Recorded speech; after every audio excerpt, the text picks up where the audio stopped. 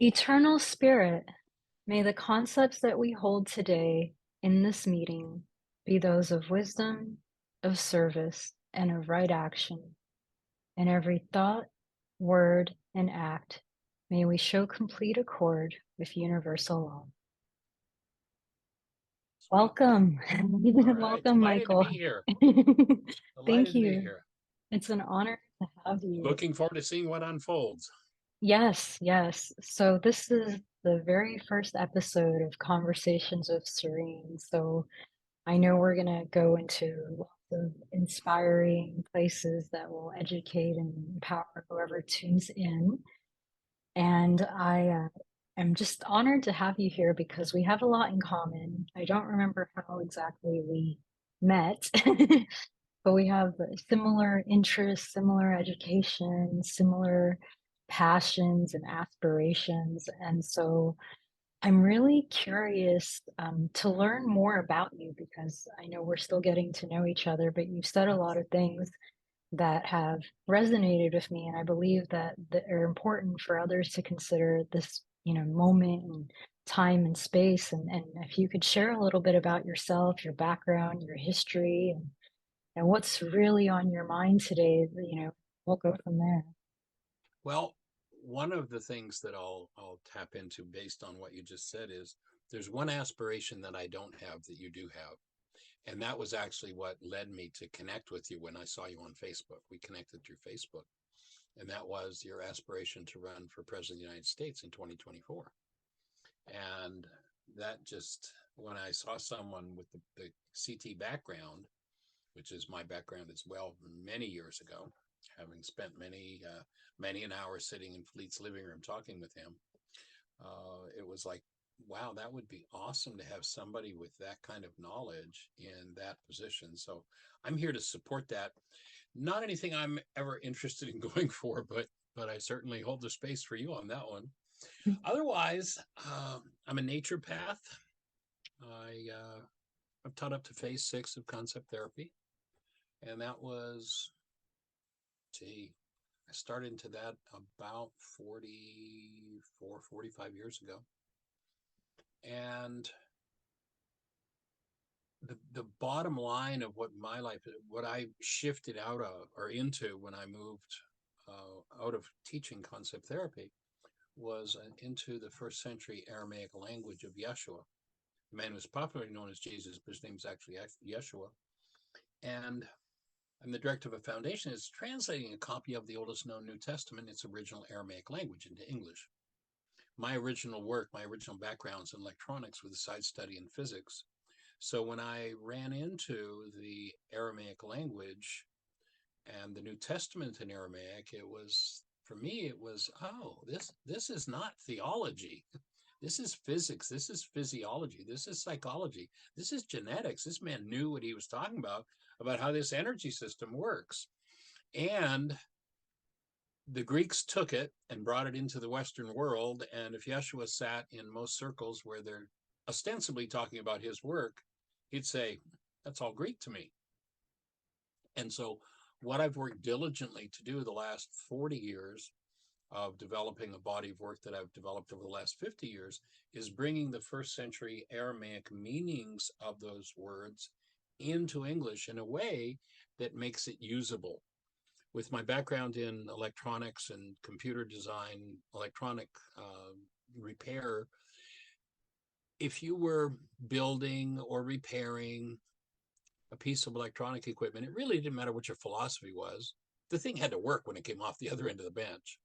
And so what I've done is worked to bring what I learned from Dr. Fleet and then what I learned from the first century Aramaic teachings of Yeshua into a set of tools, into a set of how do we accomplish this thing of functioning as human beings? And what is a human being? So that's been the focus of my work for the last 50 years, and specifically with the Aramaic for the last 40. And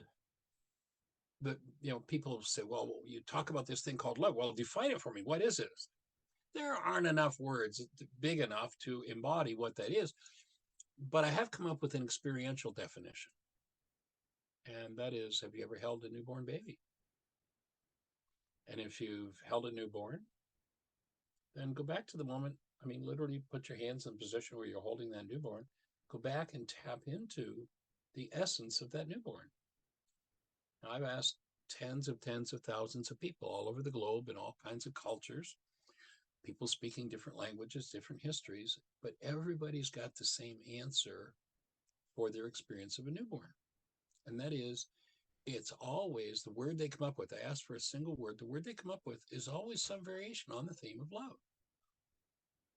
And my take from that, my offering from that is because we all know that that's what human life is.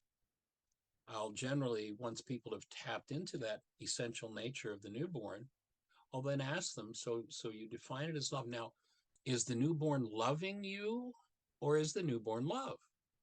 And everybody's answer, people stop and their heads kind of cock a little bit. And they go, well, obviously the newborn doesn't even know that I'm here. So the newborn is love. And I find it interesting that we were brought into a culture as beings created from this essential energy called love, and we had it slapped out of us. That's the specialty of this culture. And then we were sent out the door to try and find somebody to love us or find somebody to love. And we've got it backward. Everything language-wise in this English, Greek-based culture is backward. Vladimir Lenin, this man's probably responsible for more deaths than anybody on earth ever, says the way you destroy a culture is change the meaning of its words. When we make love into sexual athletics or, put your head on a chopping block and sacrifice yourself for someone, then they know they love you, we've got it backward. It's a state of being. And in order to accomplish that state of being, Yeshua specifically developed a set of tools for how to incarnate or embody that state of being. And the primary tool that he used to teach people that is he taught people how to forgive. And he had a specific technology of forgiveness. And that technology of forgiveness is a technology for removing what doesn't belong. The Greeks turned it backward. In other words, they totally changed the definition of. And now we're told that, by the Greeks, if I have pain moving in me, of course, it's all their fault, but I'll just be big about it. I'll forgive them. I'll let them off the hook for what's moving inside of me. If I had 7.5 billion people in the world come by my door and I shook every one of their hands and said, I forgive you, I forgive you, I forgive you, I've done nothing to change what's moving inside of me.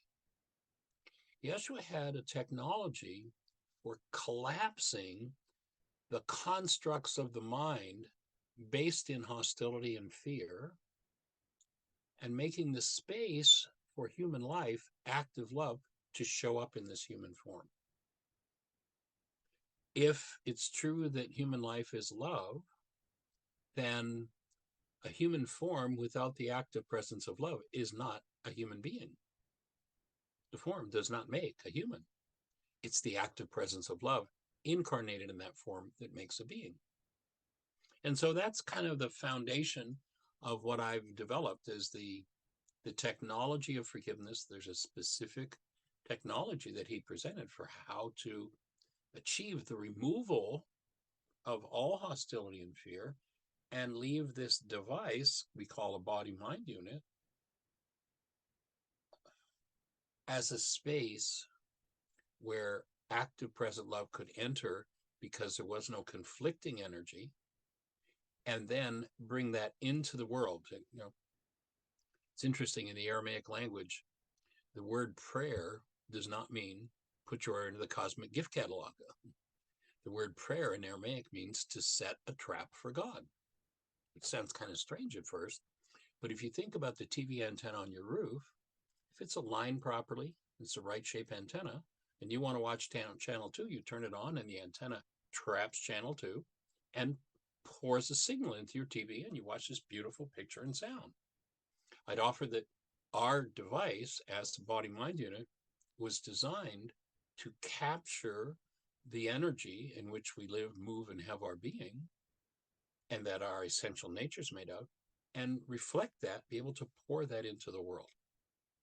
So that's kind of the foundation of where my work's gone over the last 50 years, and what my commitment is to life is to make that understanding available to every mind, heart, and being on the planet.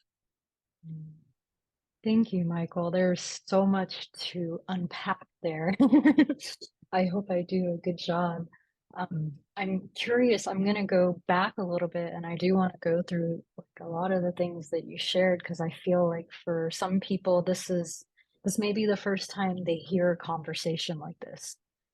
And so, um, just I'm from your perspective, what do you just what's the best way to summarize concept therapy? Because there are people that don't know what that is, and I'm not necessarily promoting it, but I think it is a great. It's been a great resource in my life. So I'm curious, what's how would you summarize it in your life? Well, the perceptual constructs of the mind are made of concepts. If we have concepts rooted in hostility and fear, then the mind cannot output concepts that support the truth of being expressing through this body mind unit. So this person comes into a space totally committed to being loving, caring, and nurturing to this other person over here. But this other person carries an energy that says, I'm supposed to be abused. And through resonance, if that energy matches something in me that ties into abuse, then here I come as a human being, as love, and a concept in my mind of abuse comes up, takes over my behavior, and now I'm being abusive to the person I was committed to being loving to. What just happened? I need therapy. I need to clean up the conceptual structure of my mind so that everything in my structure is based in love and supports my expression as love in the world. So it's cleaning up not only those things that have gone on in our own lives, but recognizing that we have literally in our genes these energetic patterns that through denial and dissociation have been shut down, shut down, shut down. And when we step into the right field, those things pop open and take over. And those are the things we need to clean up. So that would be my definition, is cleaning up the conceptual framework of our structure so that all corrupt data, everything that the mind can output, every structure the mind can output that's based in hostility or fear is corrupt data. So I define it as cleaning up the corrupt data and making of this instrument called a body mind unit a fit vehicle for the expression of love in the world, to bring that Hmm. active presence of love forward. Thank you. I feel like that was the perfect example that you gave. It's interesting because this morning I was thinking about the connection between love and abuse in my own life, and how that was something I learned early on in childhood, and how it was something that I attracted in my life until I started, studying this work and realizing that I need to pull all those weeds out, and put in the right That's it. concepts. It's interesting. The reason I bring it up though is I know a lot of people say, "Oh, trust your gut," and I've learned because of my faulty early childhood association of love and abuse, I couldn't trust my gut because it was backwards, and so it's I've had to take emotion out of my decision making processes, whether something is good or bad for me. I've had to learn to reason correctly and go against my gut oftentimes. But the more I've done that, the easier it gets and the better it feels, and, Yes. and it's helped me to have healthier relationships. And I think that's important to keep in mind because even people that haven't had such I guess, dramatic beginnings in the world, nobody's perfect. Even though, and I want to get more into this too, even though like we are love, we're not always, at least in my opinion, and feel free to, chime in. I feel like we're not always very loving with ourselves or others. And so we lack role models, right? And that, What we but see around us isn't always love or loving. right. Well, and that's where to me the therapy work comes in. You know, the mind organizes everything in files, so to speak. So if I have a file in my mind on relationship and my early relationships were abusive, and I don't clean that corrupt data out of my mind. You know, a lot of people want to live in the world of affirmations. Oh, I'm going to pretend this is true, even though my gut knows it's not. I'm going to pretend it's true. I want a wonderful relationship. But somebody who affirms, I want a wonderful relationship, but has in their gut relationships mean abuse, literally the high energy wave that moves out from them that resonates experiences in is the one about abuse. Now, I used to keynote at a conference called Global Sciences out in Colorado. This is years ago, 40 years ago. And one year, a gentleman named Marcel Vogel, who was a 23-year senior scientist from IBM, came to the conference and presented. Marcel had the kind of mind that at the age of 11, he invented and patented chemical light. You know, if you go to a football game and you buy a light stick, plastic, and you break the tubes inside, the chemicals mix and it lights up. That was Marcel's invention at the age of 11. His family didn't have the money to patent it. At 11, Marcel patented his invention. The only reason you and I are talking right now is because Marcel Vogel worked for IBM and he invented the magnetic coating that allows our hard drives to store information. So that's the kind of mind Marcel had. So he came this particular year with a thing called a Delaware camera.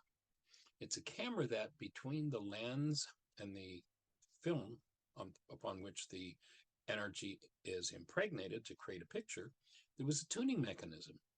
So you could tune this camera to different frequencies. What Marcel showed us was pictures taken by the camera that showed the high energy waves that leave the mind when we think a thought. Literal high energy waves. So if I put in my mind wonderful relationships, but at the deepest part of my file, in the unconscious part of my mind, what was called the heart in the ancient teachings, there's abuse, then that affirmation, unless I clean this part of my unconscious mind up, sends out a message that says, I need somebody who will abuse me because I want a wonderful relationship. And of the million people I could attract or resonate into my space, who am I going to draw? The person who knows exactly how to touch that abuse in me. And my take on that is that life abhors death. And so the system of life has been set up so everything that we're holding on to that could ultimately kill us, life keeps sending us through resonance somebody to bring it up for us.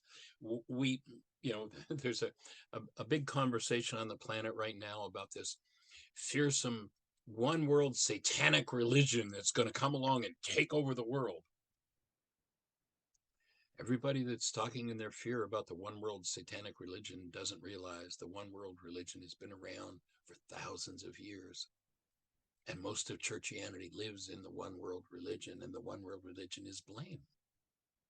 So if somebody comes along now through resonance and brings up my pain, and I use that pain to make a picture of them, it's not mine, so I live in denial. And I define denial as thinking or speaking as though something outside of me is the cause of what's moving inside of me. So when I say, oh, that behavior you did, you just hurt me, I'll take the energy that's causing my hurt and I'll build a literal structure, a picture of them. And they'll show up in my mind with my problem attached, and I'm sure it's their problem. And that's where the Greeks came up with, now you forgive them. As opposed to, you've got a false construct based in corrupt data, some form of hostility or fear. You've got to learn to collapse that. And that's what forgiveness does. Forgiveness is not about letting other people off the hook. Forgiveness is about how you collapse the construct in your mind that's lying to you. And when you collapse it, it drops in on its own footprint. And you get to clean up the original energy that's at the root of that projection. So that's so as opposed to affirmations, I have developed a process I call mind shifters. So when somebody goes, well, yeah, give me that affirmation, that a wonderful relationship thing, I say, okay, so here we go. Here's a mind shifter for you. We're not going to give you an affirmation. Here's a mind shifter. And here's your mind shifter. I always attract the perfect relationship that brings up everything I need to heal, and I gently and easily heal myself. Now take a piece of paper and draw a line down the middle, write that on the left side of the page, and use that as a catalyst to resonate what you've dissociated from in your own mind, get that vibrating strongly enough in the mind until pop, it comes to awareness. And now that you've got that little sucker up out of the unconscious, you get to clean it up. Oh, relationships mean abuse. Boy, why do I believe that? Well, my power person abused me and they said they love me, so that must. So I use that mind shifter, pardon me, as a catalyst to bring up what I need to deal with, rather than having to play it out over and over and over and over again until I finally get, gee, I've been through this abuse 87 different times with 42 different people. Maybe I'm involved in my life. Maybe I should start looking inside of me. You can short circuit that whole thing with a mind shifter and forgiveness and go right to the root of why I'm drawing this into my life. And as I remove that energy, which is forgiveness, I no longer, there's no resonance in me for that anymore. I don't draw that person to me or that behavior out of that person. The whole game changes. Thank you for explaining that and all the clarification, because I was going to ask you for, an approach to changing that energy around. I found that I have a degree in psychology, and I decided not to become a therapist because I felt like there's a huge focus on pathology in the past, Right. and I really like to move forward, not just keep revisiting over and over Right. again. Well, And the name of my book is Why Is This Happening to Me Again? yes, And that's one people of the can things. download it free from my website. If you just go to whyagain, whyagain.org, there's a picture of the book in the middle of the page. They can click there and they can download the book. And I think that we've got 9 different languages right now. Nice. Yeah, that was one of the things I Free. wanted to mention is you have all these great resources you've created for people that you give away to just help whoever is willing to do the work themselves. And that's, I mean, we Well, all have to. There, yeah, nobody else can work on ourselves. yeah. Well, that, and we do a radio show 5 days a week, an hour a day from 1 till 2 o'clock Eastern time. We've been doing that for 11 years. So there, I don't know, something like 4,000 hours in our archives that people can go back and listen to. But if people start to, let's say, do a mind shifter and they're like, I don't know what to do with this, call the radio show 1 till 2 o'clock Eastern time. Just call 563-999-3581 and you'll be having a conversation with me and we'll That's guide you through it and amazing. support you in doing it. We also have the world's only forgiveness app. If people go to their app store and type in Heartland, all one word, Heartland, Aramaic forgiveness, they'll be looking at the world's only forgiveness app. Download it free. It's a totally private app. And you can do the forgiveness process right there on the app, as well as ask us questions. You can, you come across step 3 on the worksheet and you go, I don't understand this. Click a button, send us a question. We'll answer it on the next radio show, email you back a link to the radio show so you can listen to the answer. So we're doing everything we can to support people and as freely as possible, taking these tools and putting them to work in their lives. Thank you. Yeah, I think I have Honored. a lot to learn from you in that regard because that's where I'm going, just being able to support more people. But, at the same time, also, I'm a work in progress. We all Yeah, are. yes. I've been doing my work now very consciously for the last 50 years. And I'm really clear that the most important and the deepest work I've done has been in the last 2 years. It's a lifetime process. It's not, people, well, oh, you got something for me? I got $5 in 5 minutes. Tell me everything you know. No, it's a constitutional growth that happens over time. You can't arrive there yesterday. I don't care how much Mm. you want to be there, you can't arrive there. In the ancient teachings, it said you can't storm the gates, and you just can't. It's a process. It takes work, and my objective, as I said, when I was in the electronic world, it had to work when it came off the other end of the bench, and so we've got several tools that are. You don't have to work at this for 50 years to develop this tool to start to use. Here it is. It's fairly formed. Take it, use it. We'll support you in learning how to use it, and you can save yourself 30 years, literally. I mean, the core of the forgiveness process from the Aramaic, it's so totally backward from what we've been taught in this culture. It literally took me 35 years working full time with the Aramaic language to understand what forgiveness meant. Because we've been so brainwashed that it's about me letting you off the hook. And so, kind of one of my pat bylines now is never forgive anybody, but forgive continuously. And people go, well, what do you mean never forgive anybody but forgive?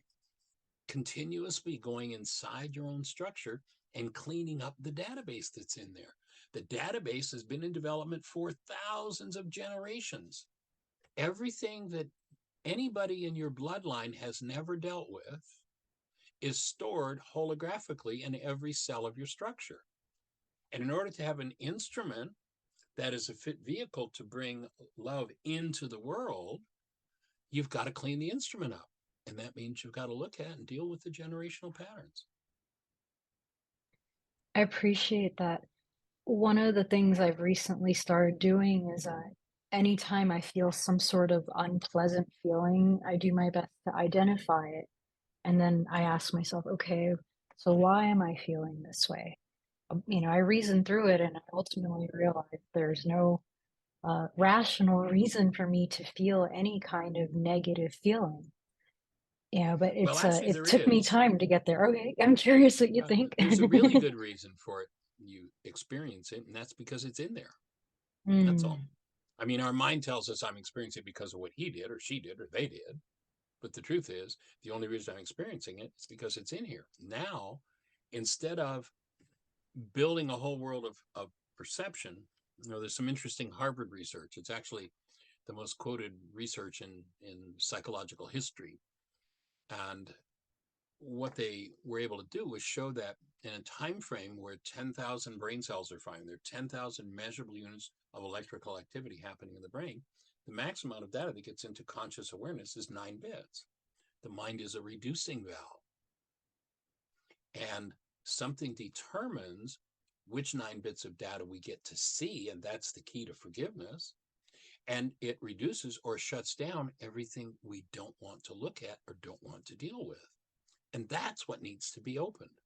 And that's what forgiveness does. If it's done a la first century Aramaic Yeshua, if it's done a la Greeks, we just confound the insanity and perpetuate it. I'm hearing like an undertone of personal responsibility, right? Like owning how we feel, not blaming others, and also patience is coming up for me, like being patient with ourselves, being patient with others. I feel like that's part of this forgiveness aspect from the way that you're sharing it. It is. Yeah, I Very think definitely. that's huge because a lot of us do, for some reason want to blame others for upsetting us. It is the one world religion, and virtually everybody on the planet is trained into it from birth. It's Mm. the religion of blame. And when I blame, we've got a specific definition for the word denial in this work. And denial is the act of thinking or speaking as though something out there is the cause of what's moving in me. When I go into denial, you made me mad. What I'm saying to my mind is this: Mind, I know we got mad in there and it's all ours, but I'm not looking at it. So you shut that down and build me a picture of how Sorinne is the cause of my mad. Now my mind will build a construct that'll look like you, and my mad will be attached. And now I have the visual experience of it being all your fault. So, of course, I can blame you. What forgiveness does is it collapses that lie. Because anytime the mind is using any kind of data based in hostility or fear, the perceptual construct that my mind is showing me is the lie. And what I need to do is learn to collapse my lies. And when I collapse my lies, which is exactly what forgiveness does, I drop into the root of what's underneath it, and I get to access the original energetic pattern that's at the root of this projection. So if I live in denial, I literally have to hide something from myself. So I dissociate from the content of my own mind. And then whatever that is in me that I've dissociated from, here's the person who's bouncing off of it. So they resonate that in me. And I use that dissociated content to build my construct of them. So they show up in my mind with my problem attached. It's always a lie. The mind is always lying whenever there's hostility or fear moving in us, because that's a marker that there's corrupt data at the root of my perceptual mind. And so what forgiveness does is it collapses that construct so we can get to what underlies it and clean it out. Mm. Thank you for sharing that.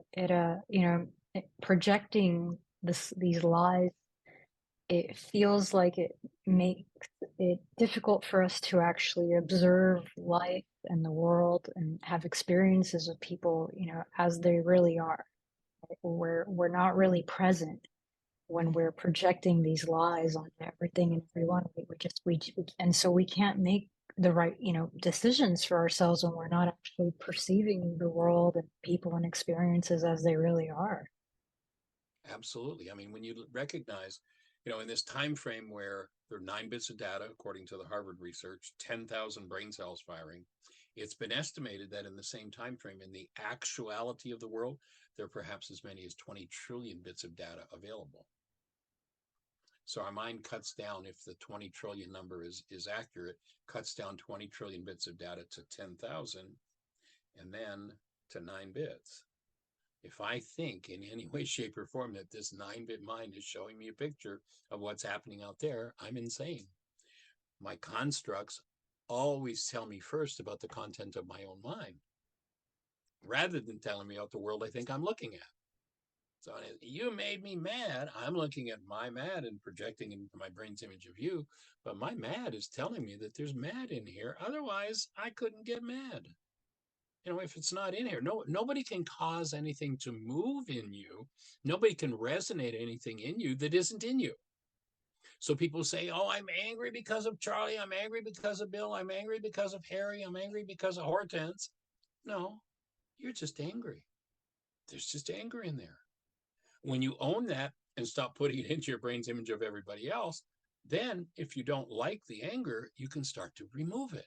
And that's forgiveness, is the removal of it. And anger is one of the most common drugs on the planet. People talk about it as an emotion. My offering is anger is not an emotion. Anger is a drug. It's an internally produced anesthetic that anesthetizes against pain. And when people use it, it's no different than a swig of alcohol. There's something moving in me I don't want to look at and I don't want to deal with. So I don't have to feel this anymore. Notice that even the physiology. What did I do? I just shut everything down. I dissociated from what it is that my pain is about. When I collapse constructs based in anger, I get to look at my pain. When I get rid of the anesthetic, now I'm face to face with my pain. And that's a difficult thing for people to do. It's a skill that takes time to do, but it's so worth understanding and doing. Thank you for bringing that up. It actually reminds me of something you told me a few weeks ago, which I hadn't heard before, but it made a lot of sense to me because I'm doing a lot of inner work and I'm pulling Right. out those weeds and I forget exactly what you said, so I hope I do a good job paraphrasing to remind you. Okay. But basically, when we are working on ourselves and, moving out, removing the things that are holding us back, that are limiting us from, really experiencing life as it is, that it takes energy. And I forget exactly, please correct me if I'm wrong, but we can't just do it all at once, basically. Right. Could you share a little bit more about that? Because that was really significant to me. Because I do have I'm a recovering, type A personality, and sometimes it still comes up, and I don't really. Well, the core of the healing process to me is, well, let me step back. About 30 years ago, I have a teaching center in the Ozarks in southern Missouri, a place called Heartland. We do residential intensives there. At least we did till COVID came along. It hasn't been open since COVID started. But we had an intensive going on. There's a group of about maybe 50 people in the room. And one person had a major life challenge that was right in their faces, and like mega major trauma. And they were able to just be with it and process through it. And it was like everybody got this was a miracle that this person was able to let go of that. And I was left in the space of, so why did this one individual out of 50 people in the room get this shift and 49 others didn't? What's the bottom line? What's the core of healing? And what I was shown is that two things have to happen for healing to occur. One, whatever it is hidden in the unconscious has to come forward, raw, directly, not projected into my brain's image of somebody else. If I project my rage into my brain's image of somebody over there, I'm in an indirect relationship with my rage. I don't believe it's mine. I can't get rid of it. When I collapse that perception, that projection, then I can access my rage directly. And if I can bring that rage forward in the presence of active love, there's a transmutation of energy and healing happens that fast. So two things have to happen. That errant energy that's hiding in me, that maybe I've been hiding or my generations have been hiding for 10 generations, has to come forward raw and straight. And I have to be able to hold love present when that happens. And being able to keep from getting lost in that hostility or fear that's coming up.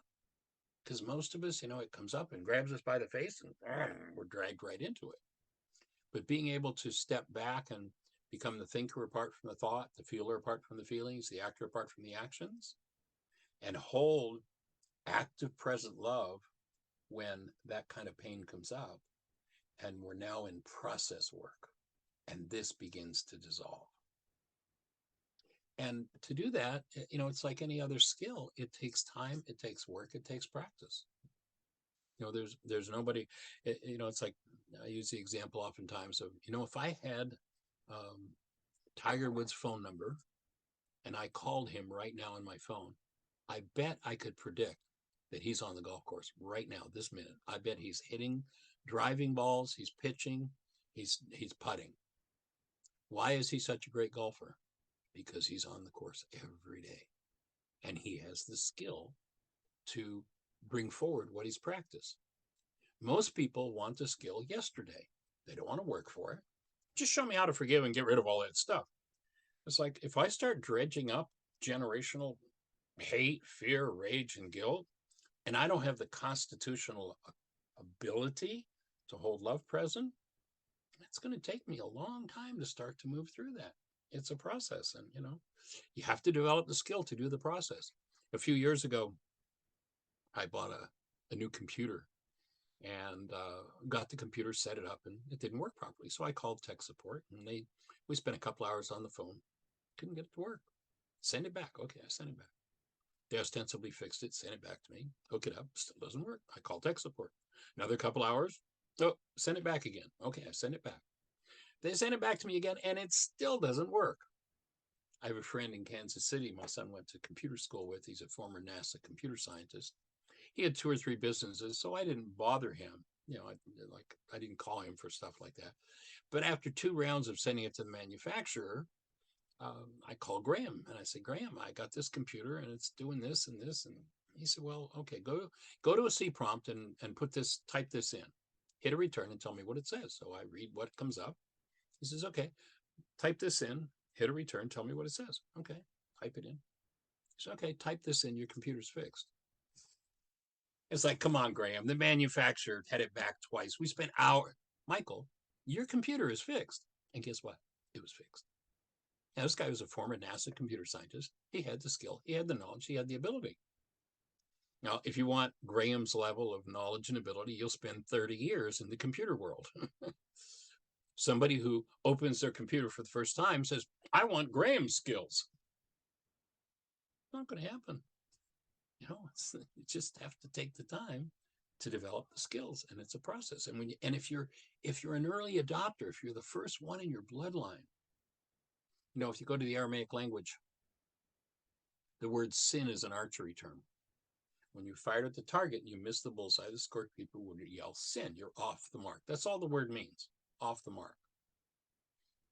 And so when you recognize that, if I engage in an energy that doesn't belong in my human field, I'm in sin.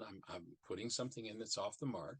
And wherever I store it in my structure, because my structure is a living cell, if I put an energy that's off the mark in that living cell that doesn't belong in that living cell is going to start to weaken, get sick, and die. When they said the wages of sin is death, that wasn't some kind of theological threat. That was physiology. It's how we kill ourselves. And so if I recognize the truth of that, then I realize that everything that is off the mark in me, I need to bring up. Now, if my parents never conceived of living as love, if my grandparents, my uncle, I think about everybody in my bloodline, and there's nobody that I know that's ever stepped up to the plate and said, I'm going to dissolve the fear, the rage, the guilt, the pain in my structure. I'm going to take responsibility for it and work through. So I was the early adopter. If you're the early adopter, that means you're starting from scratch and going through generations and generations. And when they said the sins of the father passed to 3 and 4 generations, that wasn't some kind of theological threat. I can remember being a kid and being told, oh, God's going to get me for my father's sins. What? That wasn't a theological. They were just telling you how physiology works. At conception, every energy, including the energies that are off the mark in the male and the female, come together in a fertilized egg. And holographically, all of that's stored in that structure. In terms of computer capacity or storage capacity, each body mind unit, I mean, we could take all of the Cray computers on the planet, wire them together, the supercomputers, and all of them wired together would even start to approximate what can be stored and what needs to be dealt with in one human form. And there's work to be done, and there's skills to be developed. And somebody who's the first one to step in, it can get pretty heavy duty, because there is such in the genes of every person on the planet. If you just look at some historical documentaries we've been recently watching, and we purposely watch stuff like this so that, rather than having to go out in the world and create it, okay, if this brings something up in me, then I have some work to do. But we've been watching a documentary series called The Vikings, and my wife and I looked at each other and we're like, oh, God, I can't believe that any human being ever actually lived like these people lived. It's just like,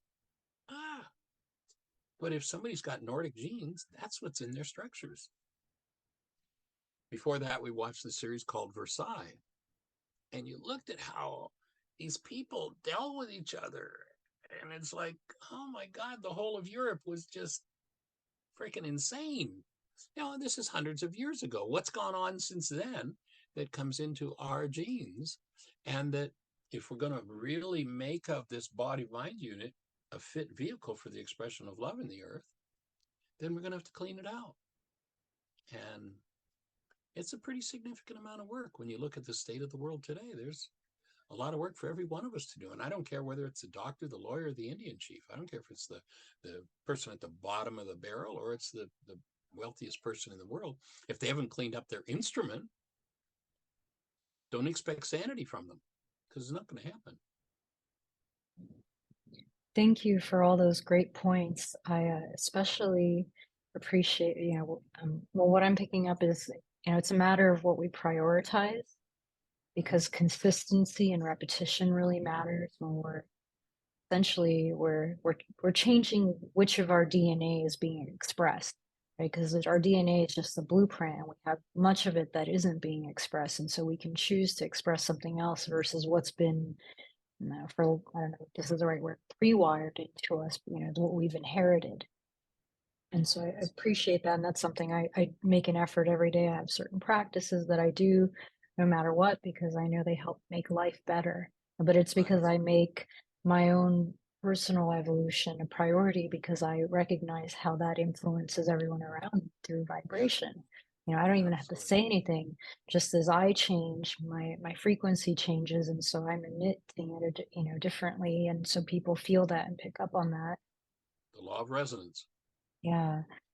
I've got a question for you. I hope it's okay. I don't know if you're still practicing or not. You're a chiropractor, or I'm actually you said naturopath. Okay, yeah, I wasn't sure. I used to teach at Life Chiropractic College. Okay, that's what I thought. I haven't had a one-on-one practice for 30 years. My work the last 30 years has been directly in teaching. So that's the focus of my work. Oh, your voice just disappeared. Oops, sorry about that. Okay. The reason I was asking is not necessarily because of if you're practicing or not, but I'm sure that you picked up certain principles about healing there, as you were talking about anger I was thinking about how it creates certain diseases that many doctors struggle to address, right? Like Yes. we have this typical Western model that just focuses on, masking symptoms, changing Treatment. symptoms, but not addressing the cause, right? They Treatment call instead of healing. yeah, results is just changing symptoms around versus actually healing a person. So I'm curious if you can share about how that connects to everything that you're doing, because I'm sure that it does. Well, if we go to the opening words in the book of John in the New Testament, the Greeks tell us it says, in the beginning was the Word, and the Word became flesh. In Aramaic, what it says is, in the beginning was the mind energy, and the mind energy became flesh. Now, if you go into the cell biologist laboratory today, you can check out the work of Bruce Lipton. And what he's showing is that when you think a thought, that thought produces a molecule in your structure. So we have this energetic pattern we'd call a thought. Think of it as a coiled spring. And it's non-physical, quote unquote. And when we focus it and we bring it in, it's now compressing, and it's becoming a molecule called a neuropeptide. That neuropeptide circulates around in the structure till it finds a cell with a receptor site that matches, and it lands on the cell. If we were looking from the inside of the cell, when it lands on the cell, it literally inserts its energetic structure into the cell. And what we would see, what we would call it, is that what's coming into the cell is chemistry. So this energetic pattern, when it lands in the cell, looks like chemistry. If it's of a disintegrative nature, if it's sin, if it's off the mark, then now we've introduced destructive chemistry into the cell. And if you think of this mind energy is an energy pattern that gets compressed, and then the mind wants to use that energy as part of building my perception, and I go, no, hold my breath, shut it down, dissociate from it. It's like I'm pushing energy into that spring. And for thousands of years, we've had generations and generations that have been pushing down those patterns that we don't want to look at. Ultimately, what forgiveness means is that I'm going to take that, if you think about the coil spring in a car, coil spring is designed to compress. And when you're driving along and you hit a bump, it absorbs a bump. And if that mind energy has been compressed, the more I press it down, the more I don't want to look at it, the more I don't want to deal with it, the stronger the energetic emanation that I was talking about that Marcel Vogel was able to measure, the stronger that energy is going to be, the stronger the influence is it's going to bring somebody into my life, and the more powerful the toxic effect's going to be on the cell where it doesn't belong, or the organ system where it doesn't belong. As you say, most so-called healing focuses on symptoms and suppressing symptoms. Every drug is a disease disguised as a cure. If you open that package and you read the insert on it, they'll have a whole list of diseases caused by this substance. Now, it may be able to suppress this set of symptoms. So treatment-wise, I say, oh, I feel better because these symptoms are gone. But what kind of diseases did I introduce to my structure when I put that substance in there? Now, there are times where that can be appropriate. That can be helpful. It can give somebody time to work through what they need to work through. But to me, the physician who only practices treatment and does not offer healing at the same time is malpractice.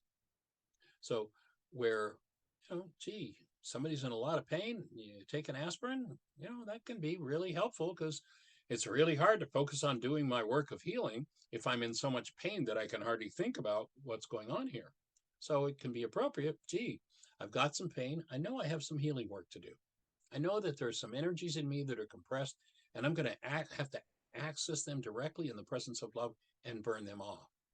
In the meantime, though, I'm going to take the aspirin to cut the pain down so that I can focus on the work I need to do.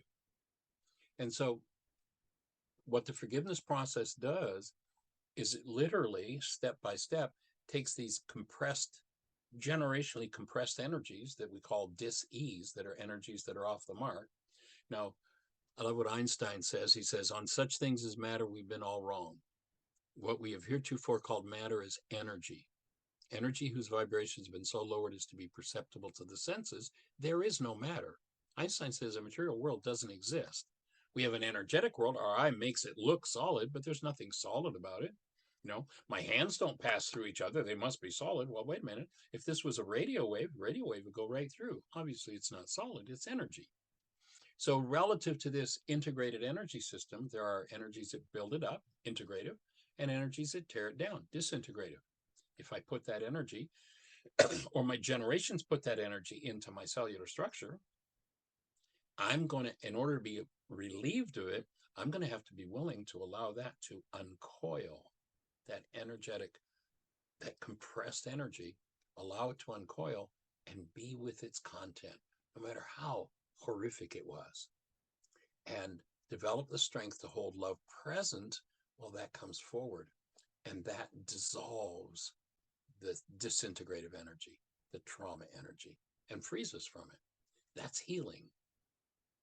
Treatment's a different thing. Lay them side by side, you got a winning combination. Thank you for explaining the difference there. I think that's so important. And again, bringing up the significance of going back and uncovering the things that essentially are enslaving us, no matter how uncomfortable it might feel at first, we can work through it with love and forgiveness. Um, that's something that I recently started doing because I was missing that part in my work. I Yeah, kept it's I a, it's kept an moving important thing. forward, but there are all these things. I'm like, they're still coming up. I need to go out and, just pull all these things out. I need to face them. And then I got a little excited and was doing too much at once. So now I'm pacing myself. And that's also Right. why I appreciate you sharing that earlier as well. Um, Cool. there's something, I also appreciate basically, I feel like there's a saying, thoughts become things. But Yes. I feel like what we've covered here is really thoughts are things. We can Yep. measure them. Mind energy becomes flesh. Yeah. And a lot of people, I feel that's important for them to understand that, everything starts in the mind and that, choosing to have thoughts that have desirable consequences is in everyone's best benefit, and that's something um, you said something earlier that got me thinking about, what is the only freedom that we really have, and that's choice, right? We get to choose what we think about. We get to choose how we feel. We get to choose how we respond. We get to choose what we focus on. And If, that's so important. Yes. if we develop choice. But the mind has a cheap copy of everything real in the spiritual dimension. Choice is a spiritual faculty. The mind makes decisions. And most people think they're thinking when they make a decision. For instance, if I say, don't think about the color of your car, I just set up a frequency with my voice, went through this little microphone here, transmitted and came out your little plastic speaker there and caused an eardrum to vibrate in you. And when I said, don't think about the color of your car, what happened inside of you? I thought about the color of my car. So my offering is, that's not thinking, that's just resonance. Hmm. That's a decision.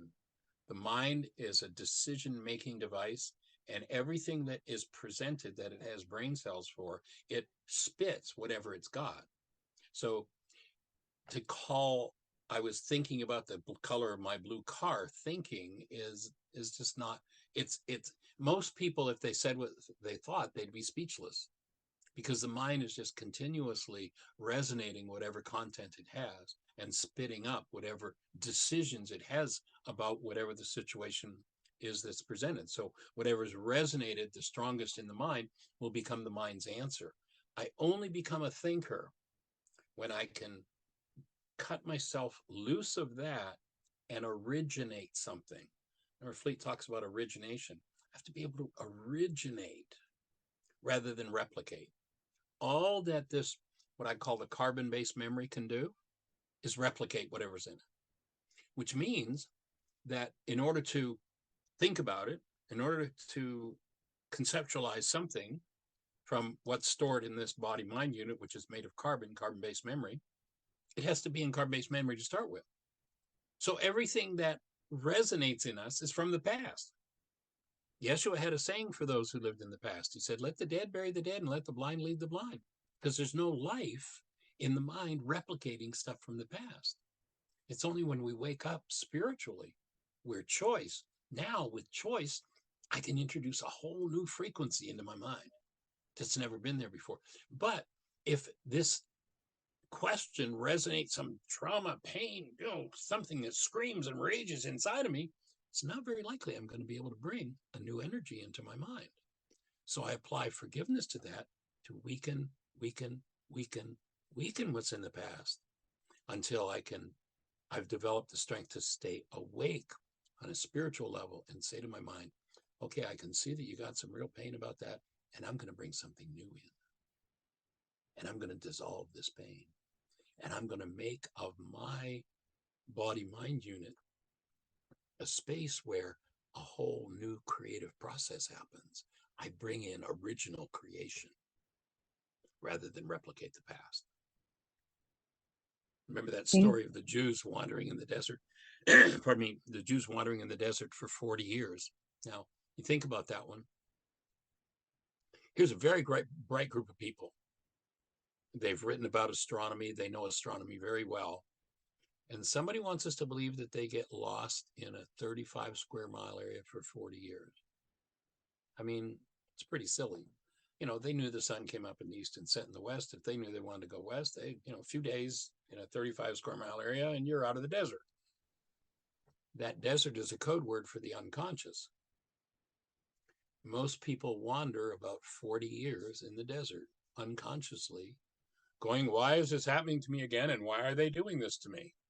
Before they one day go, oh, I've been through this 87 different times with 42 different people. I'm the only one that was there every time. Maybe this is about me. Maybe I need to start to open the veil of my own temple and start to look at what's in here and own it. Because only when I own it can I throw it out. Can I forgive it?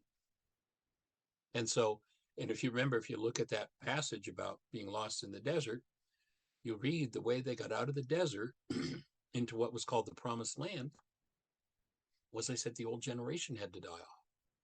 Now, that didn't mean that everybody in old physical bodies had to physically die. The root of the word generation is genari. It means cause. All of the causes held in the genetic structure from the past had to be processed and removed in order to get into the promised land. What's the promised land? It's conscious co-creation. I originate a frequency based in love. I put it into my mind. Everything in my mind and my body and my genes supports it, and I've created it anew. Now I'm in the promised land, conscious co-creation, rather than replicating the stuff from the past again and again and again, because I'm making decisions, but I think I'm thinking. So thinking is something is done by the being, by the soul. It's not done by the mind. The mind is the great pretender. And we need to be out of it. In order to truly heal, you got to be out of your mind. It's just, it's part of the process. And what forgiveness does is it gives you a minute to be out of your mind. Or, it might just be a fraction of a second before it jumps back in with its decisions, with its story. And what forgiveness does is it consistently and persistently collapses the mind. They talk about a near-death experience where clinical death occurs. And what happens is this whole carbon-based memory system in clinical death shuts down. It shuts up. And this being gets a chance to go, oh, I'm a being. I am love. Oh, different world, light. Oh, man, look at this. And then if that clinical death is overcome and somebody starts to breathe again and they come back in with a new awareness. If you read the stories of, they call them near-death experiences, but it's really near-life experience. Most people are dead to the state of being because of the trauma held in their minds.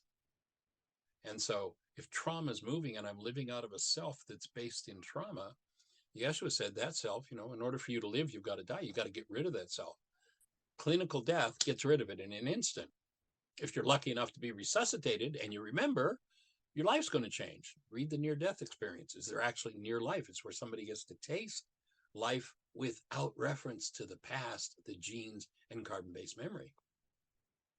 And if they can maintain that, then there's going to be a whole different process happen in their lives. What forgiveness does, as Yeshua taught it, is it collapses those constructs of the mind and gives somebody sometimes just a fraction of a second of a taste of a near-death experience, near-life experience, where they touch into themselves as love. Then the mind rushes right back in to fill the space, rushes back in and fill, rushes. But in between, this constitutional growth happens. Each time you collapse the perceptual constructs of the mind, you get to taste on another level, living as a human, as created love. And when that becomes a strong enough constitutional growth, then you move to a whole new level of doing your work and cleaning up the genes, the generations, and you move into conscious co-creation. That's what we're here to do. Thank you for all of your wisdom and for sharing it in just a very logical manner. It's a lot, to take it in from this perspective. I'm going to be taking notes when I review this conversation because it's we all have work to do, and myself included. So this isn't just for people tuning in. This is, for me, and I think today I probably learned more than you did, but I'm grateful for your energy. I'm curious, a couple things. One, before we finish up, if you could give me your definition of forgiveness again, and two, before we get to that, if there's anything that you want to touch on that we haven't discussed yet. I know there's a lot that I feel like you're just overflowing with wisdom that's very practical and applicable. It works. I just sent you a few minutes ago a link to the forgiveness app, and I'm getting ready to send you a link to a 3-hour workshop called Why Is This Happening to Me Again? It's one I did last June. And so it's one of the latest embodiments of this whole structure of forgiveness and the how-to. So between the app and this 3-hour workshop, and you're welcome if you want to put it in the notes so anybody can access it, they're free. And then, as I say, they can call a radio show and ask questions about it. Because when you realize the major attribute of what I like to call the non-being mind or the non-being self is inertia. If you remember the definition of inertia from physics class in high school, a body moving in a particular direction, a particular rate of speed will tend to continue to move that direction at that rate of speed until it's acted upon by an outside force. If you don't, as a being, become the outside force to your carbon-based memory system and change its inertia-bound propensities, then life is just going to keep doing what it's always done. It's going to be another why is this happening to me again, another and another and another. If you start to act upon that generational structure and acting upon it, the key tool, again, is forgiveness. And forgiveness is a tool with which you collapse perception. Nothing to do with letting others off the hook. Now, and let's just cover that just a little bit more. You'll notice that, unless somebody's just a generally miserable person, they're pretty happy with what everybody's doing all the time. As long as they're doing what you want them to do, things are cool. When do we get into upset towards someone? When they violate a goal we hold for them. When do we get into upset about ourselves? When we violate a goal we hold for ourselves. Oh, damn, I didn't do it. What happened? I just touched into the file in me with rage in it toward myself. That's a construct in my mind. If I don't know how to dissolve, if I don't know how to collapse that, I'm in trouble because it's going to run my mind as long as that energy is active in my mind. So in the Aramaic language, and this is the core of forgiveness, and it's going to sound absolutely ridiculous because it is ridiculous until you understand how the mind works and recognize that our minds have got it backward. Everything that's pained in me, when I live in denial, you made me, I turn backward. I take the pain in me and I make it into a picture of whoever I'm focused on. Again, the one world religion of blame. When I decide to change that, the thing that causes my mind to pick this 9 bits of data out of the 10,000 brain cells firing is my goal. The goal is the driver for the perceptual construct of the moment. So, Bill comes to me and, there's a potential for relationship and I want Bill to treat me lovingly, gently, and with respect. And he obeys my unconscious demand that he abuse me. And I go into rage because you didn't treat me love. No, I go into rage because there's rage in me. And my goal for him to treat me lovingly, gently, and with respect is what causes my mind to use that rage to build my brain's image of him. I need to collapse that lie. How do I do it? In the Aramaic language, the word forgive is shabag or shabak, and it means to cancel. I cancel the goal that drives the perceptual process that has me take everything I don't want to look at and put it into my brain's image of everybody else so I can pretend everybody else is the problem in my life. The core of forgiveness consists of identifying precisely the goal that I hold at this moment for whoever my object of attention is, whether it's me or someone else or my car or, whatever it is. The car stalls on the highway and I get out and kick it. I'm enraged at the car. A car can make me mad. Well, if my goal is to get somewhere and I've got anger in the file about getting somewhere and my car breaks down, I can blame the car and kick the car. So what do I need to do? I need to cancel my goal for the car to take me where I want to go. And when I do that, my perception, the construct of my mind, collapses in on itself. Now I get to look at what's under the rage. And when I can bring what's under the rage forward in the presence of love, it dissolves. In an instant, it dissolves. And that's where healing happens. Thank you for that. I'm going to probably have a list of questions and topics I want to discuss with you the next time we do Oh, this, if great. you're That'll open be to awesome. it. Yeah, of course. We've got, there's a worksheet. The app that I sent you a link to, again, if you go to your app store on your phone, iPhone or Android, and just type in Heartland Aramaic Forgiveness, it'll come up. There's a heart, and you open it, and there are two different versions of the step-by-step worksheet process for how to do the forgiveness process. There is a children's game called the Dragon Klingon game for teaching children how to forgive. And then there are several links to the different tools we teach. Again, on every page, you can just click a button, send us a question. Well, I don't understand this. This doesn't make any sense. Tell me why. Send it to us. We'll read it and answer it on the next radio show and send you a link back and tell you where we answered the question so you can go listen to it. Hmm. Or Thank you can you call so into the show and much. ask. Hey, you're welcome. Yeah, Delighted. That's what just we're here for for. being you, for doing all this. It's just amazing. It's been an honor getting to know you better. I'm sure that everyone that's tuning in is also appreciative of just how generous you are with your wisdom, energy. My son is 43 and we birthed him at home. I got to catch him. And I can remember standing in my living room with this 6-pound baby boy in my hands and thinking, if somebody doesn't do something, there isn't going to be a world for this kid to grow up in. And this is what I did. That's what took my commitment to the next level. And since then, I've basically done my workshops free. I travel the globe, or well, we don't do it anymore. We actually moved to Bristol, Virginia to take care of my wife's dad about 4 years ago and our granddaughter. So we stopped traveling. But for the 40 years before that, basically my wife and I traveled 6 to 10 months of the year. We went anywhere on the surface of the earth we were invited to go. We paid our own expenses and our workshops were free. So we're here to just put it out and make it available because somebody had to do something. This is it for me. It's good to know your way, your purpose, your mission, your duties, whatever you call it. It's good to know it and to live it. One of our workshops is purpose, personal power, and commitment. And we look at we've got a worksheet for how people can determine exactly what their purpose is.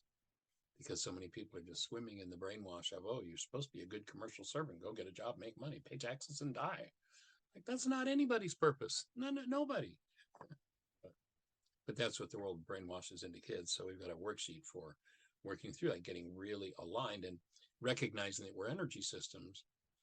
Energy systems don't bring through more energy by efforting and struggling.